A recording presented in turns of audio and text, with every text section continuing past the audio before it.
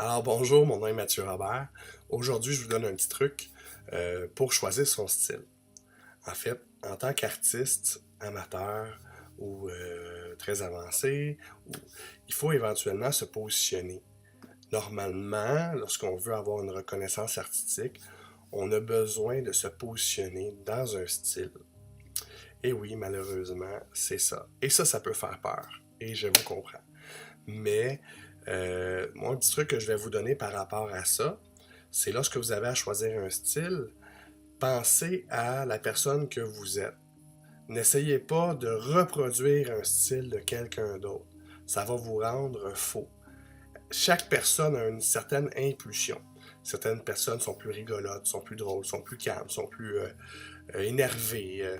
Donc, souvent, on devrait retrouver ça dans la toile. C'est-à-dire, moi, si je suis quelqu'un de très frivole et quelqu'un très explosif, je sais pas, je pourrais avoir une toile qui va être plus éclatée, ça va plus bouger, ça va. Je le recommande, ça, d'y aller par rapport à votre impulsion. Parce que ce que vous allez choisir, ça va être là, puis ça va durer longtemps. C'est-à-dire, on fait pas seulement une toile avec ça, on en fait, mon Dieu, des fois, ad vitam aeternam. Puis j'espère que ça va être ça, ad vitam aeternam. Bon, bien sûr, là, on veut pas tomber dans l'artiste hermétique. Il y a des trucs pour savoir comment se positionner, qu'est-ce qu'on peut changer, qu'est-ce qu'on peut changer, puis ainsi de suite. Ça, je vais vous l'expliquer dans mon triangle de la reconnaissance artistique. Mais, présentement, je vous dis, choisissez une impulsion qui vous plaît. N'essayez pas d'être, bon, n'essayez pas d'être la pâle copie de quelqu'un d'autre. C'est-à-dire, ne faites pas non plus juste des sujets qui fonctionnent parce qu'ils vendent ces sujets-là. Essayez vraiment de vous trouver vous-même votre impulsion de vie dans tout ça.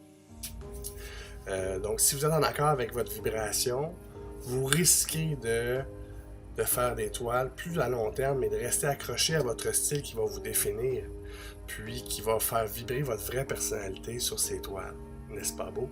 Donc, qu'est-ce que ça donne de faire ça? Bien, ça donne qu'à long terme, vous allez être mieux perçu par les acheteurs, mieux perçu par les galeristes.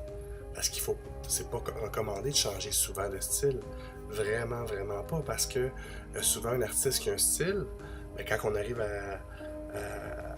au même artiste plus tard dans la vie qui est rendu avec un autre style, ben, s'il était plus reconnu pour son deuxième style, son premier style, ben, la chute de prix a fait ça vaut plus rien.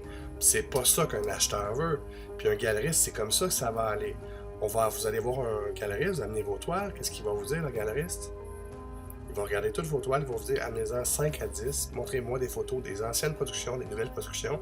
Il va regarder d'un seul coup d'œil ou deux, il va voir votre style, là, puis il va dire on vient me voir dans tant d'années, on vient me voir dans. Mais il y a plein de trucs pour savoir tout ça. Puis, bref, le premier des trucs que je vous donne aujourd'hui, le truc que je vous donne par rapport à la gestion de carrière artistique, c'est justement de, lorsque vous choisissez, allez-y avec votre propre impulsion. Donc, bonne peinture, réfléchissez, puis à la prochaine.